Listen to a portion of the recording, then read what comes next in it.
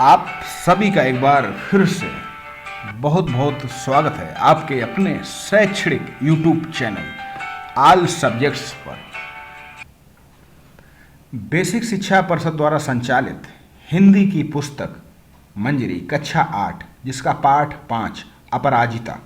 प्रस्तुत पाठ में एक दिव्यांग लड़की के अदम्य साहस और विलक्षण प्रतिभा का वर्णन करते हुए स्पष्ट किया गया कि व्यक्ति दृढ़ इच्छा शक्ति से विपरीत परिस्थितियों में भी अपना लक्ष्य प्राप्त कर सकता है।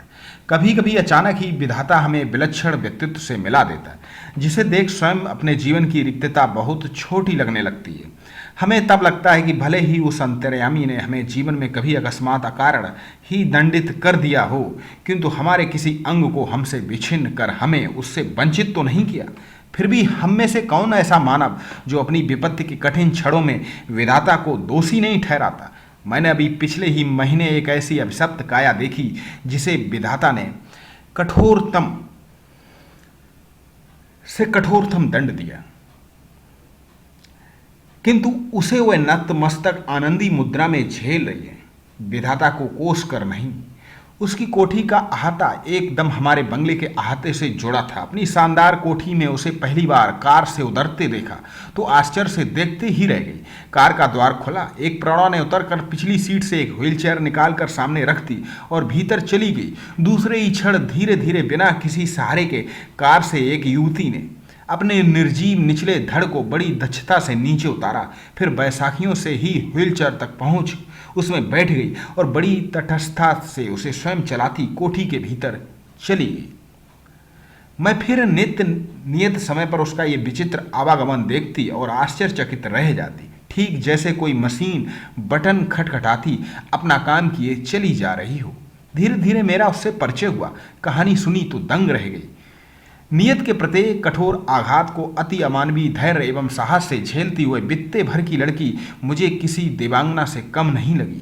मैं चाहती हूँ कि मेरी पंक्तियों को उदास आंखों वाला वह गोरा उजले वस्त्रों से साजित लखनऊ का मेधावी युवक भी पढ़े जिसे मैंने कुछ माह पूर्व अपनी बहन के यहाँ देखा था।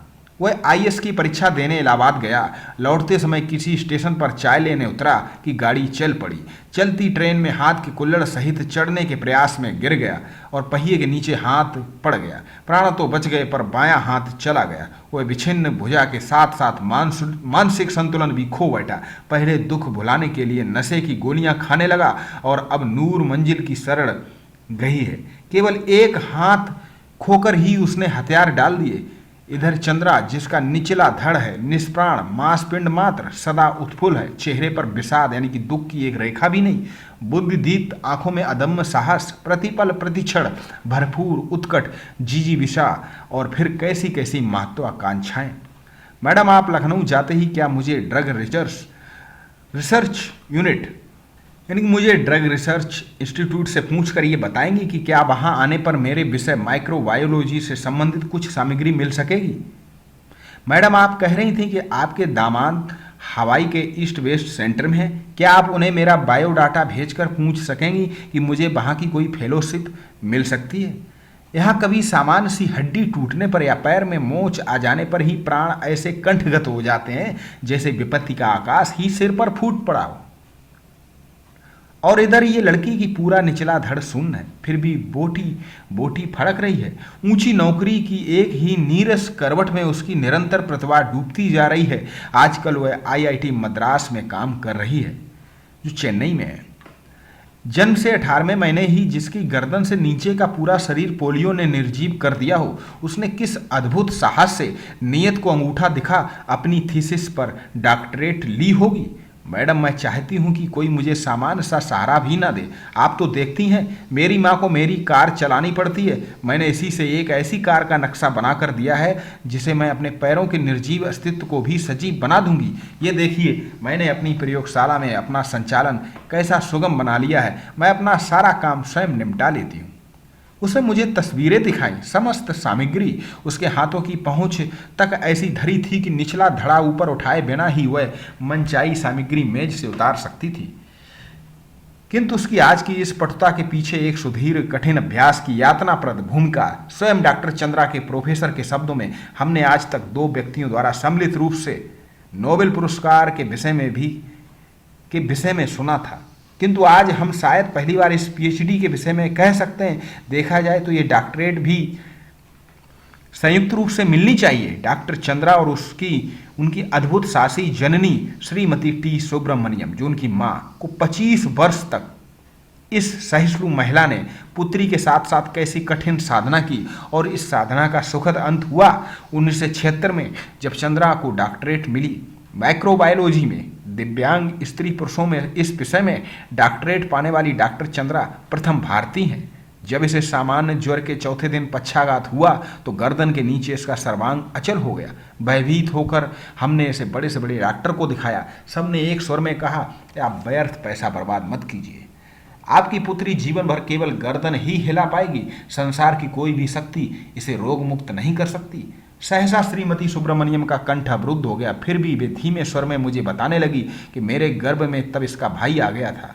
इसके भयानक अभिशाप के बावजूद मैंने कभी विधाता से ये नहीं कहा कि प्रभु इसे उठा लो, इसके इस जीवन से तो मौत भली है। मैं निरंतर इसके जीवन की भीख मांगती रही। केवल सिर हिलाकर ये इधर उधर देख वर सकती थी, न हाथों में गति थी न पैरों में। फिर भी मैंने आशा नहीं छोड़ी। एक आर्थोपेडिक सर्जन की बड़ी ख्याति सुनी थी, वहीं ले गई। 1 वर्ष तक कष्ट साध्य उपचार चला और एक दिन स्वयं ही उसके ऊपर धड़ में गति आ गई। हाथ हिलने लगे, नन्ही उंगलियां मुझे बुलाने लगी। निर्जीव धड़ को मैंने सहारा देकर बैठना सिखा दिया। 5 वर्ष की हुई तो मैं ही इसकी स्कूल बनी। मेधावी पुत्री की विलक्षण बुद्धि ने मुझे चमत्कृत कर दिया। सरस्वती स्वयं ही जैसे आकर जीवांग पर बैठ गई थी।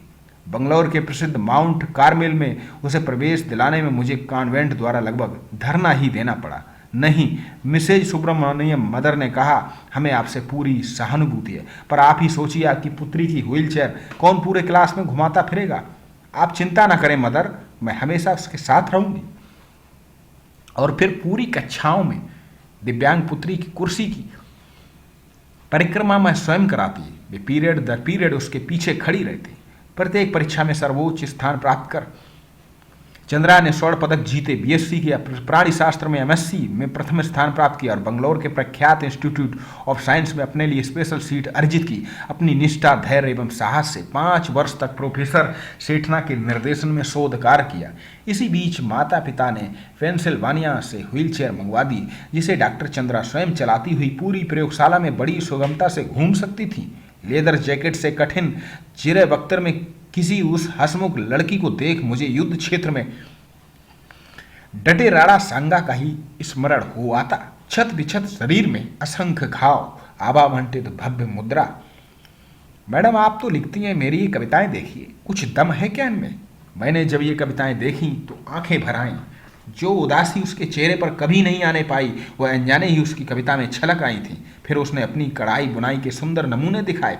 लड़की के दोनों हाथ जैसे दोनों पैर का काम भी करते हों। निरंतर मशीन खटखट में चलते रहते। जर्मन भाषा में माता पुत्री दोनों ने मैक्स मूलर भवन से विशेष योग्यता सहित परीक्षा उत्तीर्ण की। गर्ल गाइड में राष्ट्रपति का स्वर्ण कार्ड पाने वाली वो प्रथम दिव्यांग बालिका थी।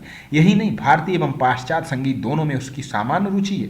एल्बम को अपनी निर्जीव टांगों पर रखकर वह मुझे अपने चित्र दिखाने लगी। पुरस्कार ग्रहण करती डॉक्टर चंद्रा प्रधानमंत्री के साथ मुस्कुराती खड़ी। डॉक्टर चंद्रा राष्ट्रपति को सलामी देती। बालिका चंद्रा और व्हीलचेयर में लेदर जैकेट में जकड़ी बैसाखियों का सहारा लेकर अपनी डॉक्टरेट ग्रहण करती। डॉक्टर चंद्रा, मेरी बड़ी इच्छा थी कि मैं डॉक्टर बनूं। मैं अपंग डॉक्टर मेरे बर्गीज के सफल जीवन की कहानी पढ़ चुकी थी। परीक्षा में सर्वोच्च स्थान प्राप्त करने पर भी मुझे मेडिकल में प्रवेश नहीं मिला। कहा गया मेरा निचला धड़ निर्जीव है, मैं एक सफल शल्य चिकित्सक नहीं बन पाऊंगी। किंतु डॉक्टर चंद्रा के प्रोफेसर के शब्दों में मुझे कहने में रंग मात्र भी हिचकिचाहट नहीं होती कि डॉक्टर चंद्रा ने विज्ञान की प्रगति में महान योगदान दिया है। चिकित्सा ने जो खोया है वह विज्ञान में पाया है। चंद्रा के एल्बम के अंतिम पृष्ठ पर उसकी जननी का बड़ा सा चित्र, जिसमें वे जेसी बंगलौर द्वारा प्रदत्त एक विशिष्ट पुरस्कार ग्रहण कर रही हैं, वीर जननी का पुरस्कार।